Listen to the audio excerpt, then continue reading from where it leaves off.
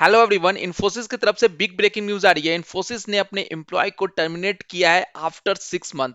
Yes guys, 6 month की training के बाद इन्फोसिस ने अपने एम्प्लॉयज को टर्मिनेशन ऑफ एम्प्लॉयमेंट की मेल सेंड की है। उनको निकाल दिया गया इन्फोसिस कंपनी से। जो रीजन है वो एजुकेशन डॉक्यूमेंट जो उनके है वो उनके क्राइटेरिया को फुलफिल नहीं करता है। परसेंटेज क्राइटेरिया की मेनली प्रॉब्लम आ रही है। तो इन्फोसिस का जो ये बीजीबी का जो प्रोसेस है वो इतना लेट तक क्यों चला। आप 6 मंथ किसी एम्प्लॉय से काम करवा ले रहे हो, उसके बाद उसको टर्मिनेट कर रहे हो, तो बीजीबी इतना लेट नहीं जाना चाहिए। ये इन्फोसिस का मिस्टेक है। उसको ले ऑफ नहीं बोलेंगे। इन्फोसिस ले ऑफ, किसी कंपनी की ले ऑफ डिफरेंट चीज होती है, तो इसको मिस्टेक बोल सकते हैं। और सेकेंड चीज आती है स्टूडेंट का कितना मिस्टेक था, तो मैक्सिमम स्टूडेंट का भी यहाँ पे मिस्टेक है। कुछ ऐसे स्टूडेंट है जिनको क्राइटेरिया की क्लैरिटी नहीं थी, तो वहां पे स्टूडेंट की मिस्टेक नहीं है, बट मैक्सिमम स्टूडेंट का भी यहाँ पे मिस्टेक है। इन्फोसिस जो क्राइटेरिया हमेशा से शेयर करते आ रही है हायरिंग प्रोसेस में, सारे कॉलेज में यही पीडीएफ घूमता है, यही पीडीएफ दिया जाता है। या फिर जो हमारे पास जो रिसोर्सेस आते हैं, ओके, जो मैंने यूट्यूब चैनल पे जो वीडियो अपलोड की थी, अपडेट दी थी इन्फोसिस हायरिंग की, उसमें भी यही क्राइटेरिया मैंने डिस्कस किया है कि 10-12 में 60% होना चाहिए और बी बीटेक में 65% या 6 सीजीपी होना चाहिए। बट कुछ ऐसे स्टेट है, रीजन्स है जहां पे ये क्राइटेरिया चेंज हो जाता है। ठीक है, तो वहां पे जो स्टूडेंट्स है वहां उनकी मिस्टेक नहीं है, बट इस बेसिस पे जो स्टूडेंट इन्फोसिस ज्वाइन किए थे, ओके, ये क्राइटेरिया अगर वो मीट नहीं कर रहे हैं तो वहां पे स्टूडेंट की मिस्टेक है। अगर आपका 60% से 10-12 में कम है तो कोई भी लाइक जरूरत नहीं है इन्फोसिस ज्वाइन करने का, वो जरूर निकालेंगे आपको। या फिर आपके बी बीटेक में 65% या 6 जीपी से कम है तो इन्फोसिस नहीं ज्वाइन करना चाहिए था, वहां पे वो जरूर आपको टर्मिनेट करेंगे। तो इन्फोसिस का ये मिस्टेक यही है कि आपको ज्वाइनिंग लेटर से पहले ही आपका बीजीपी कंप्लीट होना चाहिए। कंपनी का यही रूल होता है कि ऑफर लेटर के बाद आपका बीजीपी स्टार्ट होता है और ज्वाइनिंग लेटर से पहले वो कंप्लीट हो जाना चाहिए। उसके बाद ही उनको ज्वाइनिंग लेटर सेंड करना चाहिए कि आप हमारे सारे क्राइटेरिया को मीट करते हैं। सेकेंड चीज, मैं एक चीज और बोलूंगा कि इन्फोसिस का जो ऑफर लेटर होता है या फिर किसी भी कंपनी का जो ऑफर लेटर होता है उसमें क्लियरली लिखा होता है कि अगर आप कोई भी जो हमारे कोड ऑफ कंडक्ट है उसको अगर आप तोड़ते हो तो किसी भी टाइम कंपनी इन्फोसिस आपको निकाल सकती है, टर्मिनेट कर सकती है। सो किसी भी एम्प्लॉयज का, स्टूडेंट का कोई भी राइट्स नहीं है इन्फोसिस को ये बोलना कि मुझे आप टर्मिनेट क्यों कर रहे हो। इन्फोसिस सिंपल आपको बता रही है कि आपके एजुकेशन जो डॉक्यूमेंट है वो हमारे क्राइटेरिया को मीट नहीं कर रहा है, इसलिए टर्मिनेट कर रहा हूँ। और ऑफर लेटर में भी लिखा हुआ है कि जब तक आप प्रोबेशन पीरियड में रहते हो आपको हम निकाल सकते हैं अगर आप हमारे कोड ऑफ कंडक्ट को लाइक आप कोई भी लाइक आपका कोई भी अगर इशू है, ओके, डॉक्यूमेंट से रिलेटेड या कोई भी इशू, ठीक है, तो यहाँ पे इन्फोसिस के ऊपर आप लोग ब्लेम नहीं कर सकते हो।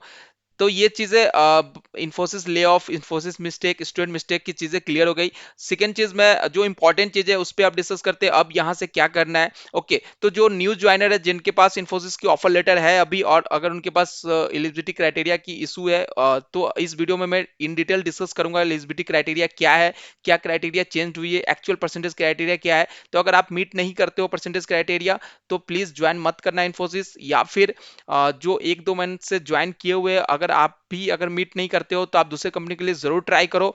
या फिर जो इन्फोसिस के लिए प्रिपरेशन करना चाहते हैं और उनकी क्राइटेरिया फुलफिल नहीं है तो वो लोग प्रिपरेशन इन्फोसिस की मत करो टारगेट, आप दूसरे कंपनी को टारगेट करो। वो भी मैं वीडियो के एंड में बताऊंगा कौन सी ऐसी कंपनी है जो 60% से कम क्राइटेरिया पे हायरिंग करती है। ओके, एंड इस वीडियो में इन डिटेल क्राइटेरिया डिस्कस कर लेते हैं। तो ये टर्मिनेशन की मेल है, टर्मिनेशन ऑफ एम्प्लॉयमेंट, जो आपके ट्रेनिंग के लाइक रिलीज मेल जो आता है, ट्रेनिंग के बाद रिलीज होते हैं उसके बाद आपको प्रोजेक्ट में डिप्लॉय किया जाता है, उससे पहले आप लोग को ये मेल आ गई है। ओके, तो जो कुछ हमारे ऐसे एम्प्लॉय है जो वहाँ काम कर रहे हैं जिनको अभी नहीं आई है तो आपको भी आ सकती है। ओके, तो आप लोग जो भी आप लोग डाउट पूछ रहे हो इंस्टाग्राम पे, टेलीग्राम पे, ठीक है, सबको मैंने सॉल्व करने की कोशिश की है। इस वीडियो से मैं और क्लियर कर दूंगा परसेंटेज क्राइटेरिया बता के। जो हमारे व्यूअर्स टेलीग्राम या इंस्टाग्राम पेज को फॉलो नहीं किया है, डिस्क्रिप्शन बॉक्स में आपको लिंक है, आप वहां पे जाके फॉलो कर सकते हैं, ज्वाइन कर सकते हैं, अपने डाउट पूछ सकते हैं। यहाँ कमेंट करके भी आप अपने डाउट पूछ सकते हैं, मैं सबको रिप्लाई करूंगा। और ये वीडियो आप देखोगे एंड तक तो आपको बहुत सारी क्लैरिटी मिल जाएगी, आपको सारे डिटेल्स मिल जाएंगे। तो परसेंटेज क्राइटेरिया ये रहा जो हमेशा से आपको पता था, बट इसमें कुछ अपडेट है, कुछ चेंजेस है, वो हम इन डिटेल डिस्कस कर लेते हैं। सबसे पहले आपको थोड़ी सी मैं ये बात बता दूं कि इन्फोसिस की परसेंटेज क्राइटेरिया जो 2019 से 2022 बैच हायरिंग के लिए है वो मैं डिस्कस कर दूं। थोड़ा सा मैं आपको बता दूं कि इन्फोसिस की 4 रोल के लिए हायरिंग करते हैं एज ए फ्रेशर।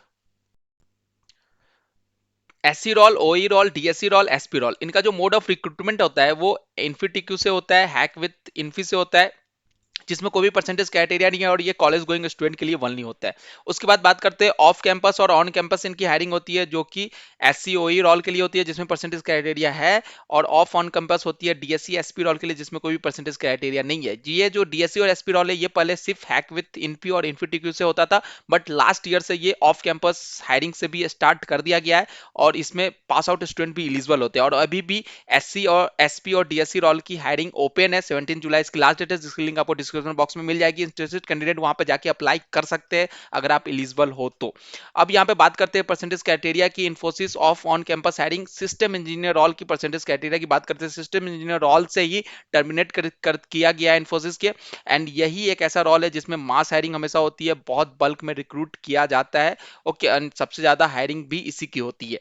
सबसे फर्स्ट चीज मैं आप लोग को बता दूं इस परसेंटेज क्राइटेरिया के बारे में, 10-12 की जो परसेंटेज है वो ऑल ओवर इंडिया में एनी बोर्ड में 60% ओनली है। आप किसी भी बोर्ड से हो, किसी भी स्टेट से बिलोंग करते हो, 60% होना चाहिए। 60% से कम है आप एलिजिबल नहीं हो, मत अप्लाई करो इन्फोसिस में, मत ज्वाइन करो। ऑफर लेटर आ गया है फिर भी 59.99% भी यहाँ पे एलिजिबल नहीं होंगे, 60% ओनली। अगर आपका सीजीपीए में है तो आप उसको परसेंटेज में कन्वर्ट करो, क्योंकि इन्फोसिस बोलता है 10-12 मुझे सिर्फ परसेंटेज में चाहिए।